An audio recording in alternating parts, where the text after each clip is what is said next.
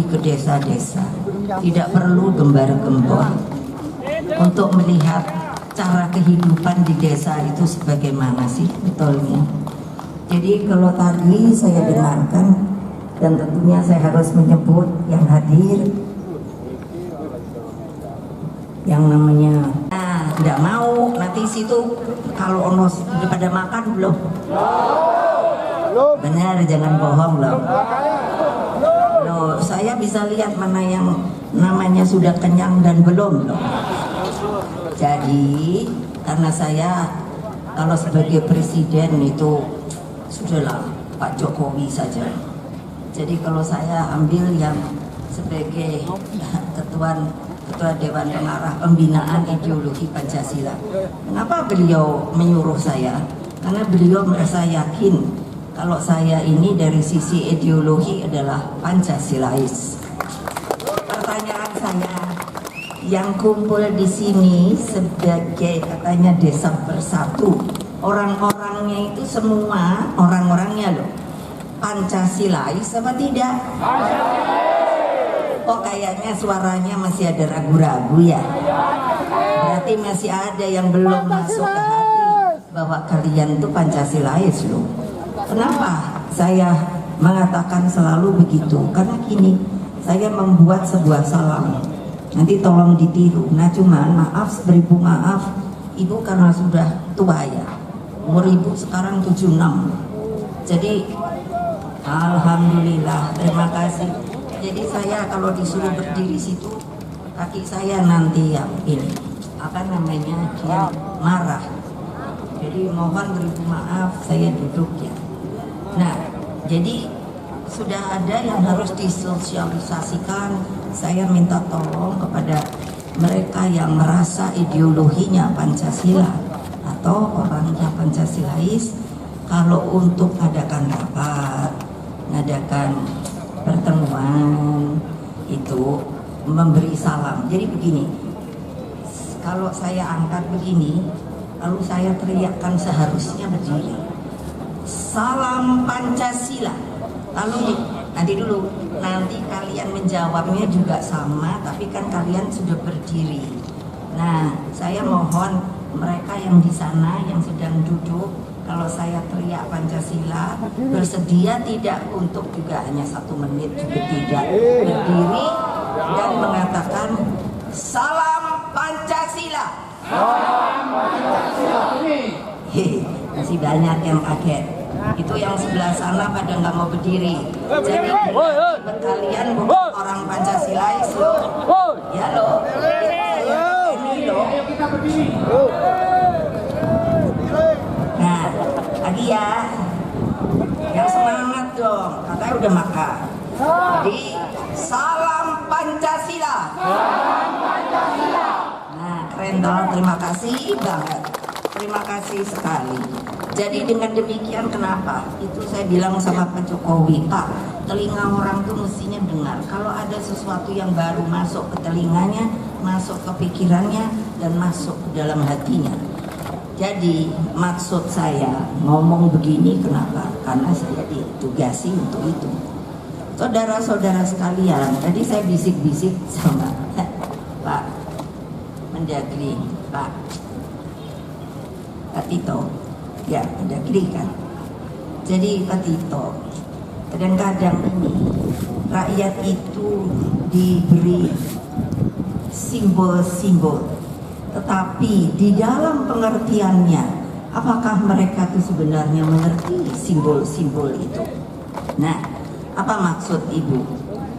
Karena begini, sejarah desa itu dari zaman dulu sebetulnya kita ini harus mengerti hidup di dalam sebuah negara yang dari dulunya, sebelum dibikin oleh proklamator bangsa kita Bung Karno, kita itu dijajah.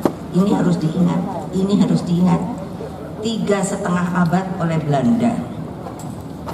Dan setelah itu bangkitlah namanya perjuangan. Perjuangan itu paling banyak datangnya itu adalah orang-orang yang berada di desa. Itu benar. kalian itu boleh meminta, karena ini negara bangsa ini milik kalian, tetapi juga harus mikir seberapa jauh sih negara kita ini yang namanya dari sisi keuangannya. Presiden kita itu tadi kan, oh Pak Jokowi kan gitu, oh banyak kan saya lihat, oh Pak Jokowi surveinya tinggi gitu. Saya cuman ketawa aja kalau udah ngelihat gitu. Boleh, idola itu namanya. Persoalannya coba kasihanin dong, badannya kan makin kering ya, makin kurus loh, karena ininya pusing loh ngurusin negara ini susah loh diurus. Jangan satu ya terprovokasi. Ini ibu bilang banget, nanti itu ada wartawan, ibu nih hari-hari ini seneng banget dibully sama wartawan, nanti dibilangnya ibu ngajari provokator. Nah padahal provokasi sama provokator tuh beda gitu loh. Nah kebayang nggak, jadi guyo di desa masing-masing, kepalanya itu juga kamu juga yang jadi rakyat. Capek deh. Bener, kenapa? Sekarang orang yang mau jadi itu banyak ngumpulin uang. Waduh, dengan jalan segala macam. Ibu tahu apa enggak? Tahu. Kenapa kok ibu diem? Saya ingin lihat akhiran dorang ini apa. Nanti paling tidak bisa kena 3 huruf, tahu enggak? Apa itu? Lah iya, KPK apa itu panjangnya? Ayo.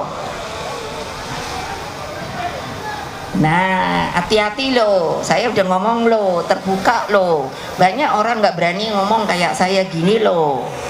Iya, karena saya tahu apa yang akan diperbuat. Karena diam-diam saya banyak yang nyayangi saya loh. Jadi mereka mau loh jadi mata saya, telinga saya, kalau liatin orang itu kayaknya nggak bener, diem aja ya. Nah tapi ibu, pikiran ibu tuh benar loh. Waduh bu, katanya iya toh, iya bu, ya wes menang, diem. Jadi tolong jangan kebawa arus, ngerti? Itu Pancasila loh. Karena apa? Di kita yang namanya gotong royong itu adalah apa? Keteguhan hati dan pikiran. Kalau A ya A, kalau B ya B, nggak ada. Nah saya bilang politik sekarang itu seperti orang berdansa. Ini tahun-tahun ini politik. Kenapa? Karena orang lagi mikir, aku melu no kono atau aku melu kono, atau melu dua-duanya, pusing akhirnya pingsan dewe gitu loh. Jadi jangan terbawa arus, pilih orang yang baik.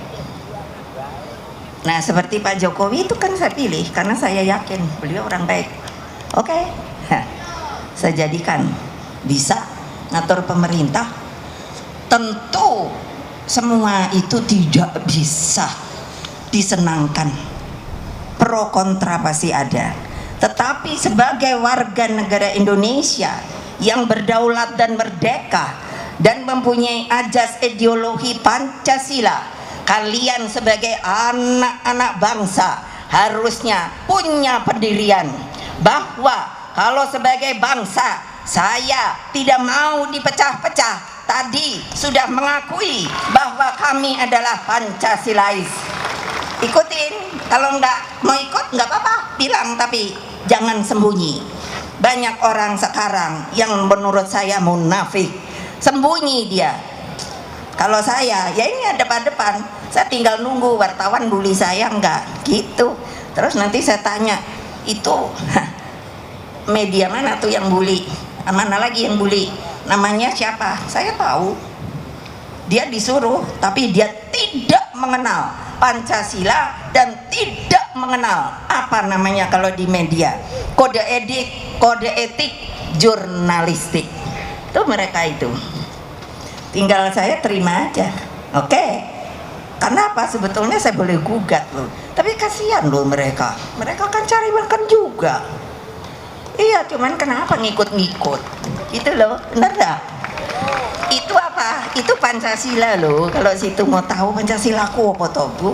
Saya kalau ke desa apa duduk ngelosor kepala desanya Bu, dulu kan saya DPR-nya Jawa Tengah 3 kali. Kalau datang gitu, nanti kepala desanya, Bu, bisa datang ke rumah, nggih monggo, wonten napa Pak? Nggih, ngobrol mawon. Saya bisa bahasa Jawa. Iya, gitu. Saya bisa bahasa Bengkulu. Saya bisa karena ibu saya Sumatera. Jadi jangan kalau main-main gitu kupingku ntar nggak denger loh. Suami saya orang Palembang. Wong Kito, mana sini bagian Wong Kitonya? Ini Wong Kito. Aku nggak bisa dibohongin sama dia. Mak Mano iko. Saya suami saya kan orang Palembang udah meninggal, Pak Taufik. Kalau ngomong di rumah bahasa Palembang supaya nggak lupa. Gitu loh. Jadi untuk begitu saya minta dengan sangat, tolonglah jaga kemerdekaan ini juga. Susah payah loh nenek moyang kita. Udah Bung Karno itu mulutnya mengorganisir orang banyak, tapi mulutnya yang menyebutkan proklamasi. Jadi diberi nama proklamator. Kalau saya nanya, Bapak tuh benernya takut nggak sih waktu mau ngomong itu? Ya, takut lah. Orang di situ banyak tentara Jepang masih apa sih? Kalau styling tuh apa ya? No, jaga gitu tuh apa namanya? Bukan, berdiri. Oh, standby. Iya, jadi kan intinya bisa gitu dia bilang proklamasi. Nah, begitu langsung bisa ditembak. Itu sejarah. Kalian yang lupa pada sejarah, tidak tahu menjadi siapa kalian, tinggal di bumi Indonesia yang telah merdeka ini, maka kalian adalah orang-orang yang melupakan sejarah kalian sendiri. Kenapa? Coba lihat nenek moyang saya kemana-mana, ada makam-makam itu saya selalu hormati loh. TMP di mana-mana, di negara lain belum tentu loh. Saya mungkin orang yang sudah 2/3 keliling dunia. Setiap keliling dunia saya minta ke TMP, nggak ada yang bilang nggak ada. Artinya kemerdekaannya diberikan, bukan dilawan dengan darah dan air mata. Di kita tuh begitu loh, jangan lupa loh. Nanti anak cucu kalian mau dijajah lagi. Ayo, mau? Iya, mikir. Kalau saya suruh bicara Pancasila, ini yang saya katakan. Saya nggak akan bohong. Kalau ada yang mau membantah debat sama saya, silakan. Karena saya tahu persis. Kenapa? Bapak saya itulah si sang proklamator. Kalau ndak gitu, kalian udah jadi masuk penjara lagi. Terus apa kuyon namanya waktu zaman Jepang, Promusa. Iya, itu kerja paksa loh.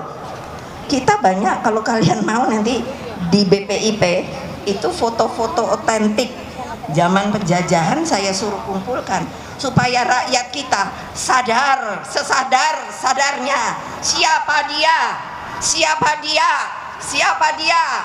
rakyat Indonesia yang tercinta untuk membangun apa? Negara Indonesia yang merdeka menuju apa? Indonesia Raya. Kalau kalian hanya bicara mesti dibagi duitnya segini, mesti gini, kerja dulu. Iya dong, sudahlah. Ibu suka mikir, prihatin dong. Ngapain hari gini masih demo sih? Nggak usah. Ini ada. Katanya ini pimpinan. Suruh baik-baik datang. Ini Pak Utut ada. Ini juga dari DPR. Datang baik-baik. Ngapain kalian? Mau bukannya apa? Katanya ibu, namanya demokrasi, orang boleh dong demo. Yes. Tapi enggak begini caranya. Karena sudah buang duit. Tadi dibilang datangkan ke sini yang paling banyak duitnya lapor sama ini adalah Jawa Timur. Karena apa? Angkutannya 3 kali. Kuping ibu apa nggak dengar banget. Ngapain? Udah kerja baik-baik, nggak akan keinginan. Wah, ibu ini belajar loh dari Bung Karno. Apa itu namanya? Propaganda, bula-bula. Apa supaya neken orang biarin kalah? Nggak bisa lagi sekarang karena Pancasila tuh nggak ada gitu. Ini musyawarah untuk mufakat. Kalian Pancasilais nggak? Ayo jawab. Jangan loh, ntar kalau ibu blusak tempat kamu ternyata nggak gitu, ya sudah ya kalian udah kepanasan. Padahal yang mesti ibu bacakan segini loh, tapi saya pikir enggak lah, kasihan kan, mau ini pulang langsung kan loh. Ya jam berapa selesainya? Nah wes kok kapan-kapan ketemu nih, wes ora usah ngamuk-ngamuk. Percaya sama ibu nggak? Nah ya udah, merdeka, merdeka, merdeka. Sebelah sana belum lemas, merdeka. Kalau udah mau merdeka bukan Pancasilais, merdeka. Terima kasih. Wassalamualaikum warahmatullahi wabarakatuh. Waalaikumsalam warahmatullahi wabarakatuh. Terima kasih kepada Ketua Dewan Pengarah Badan Pembinaan Ideologi Pancasila.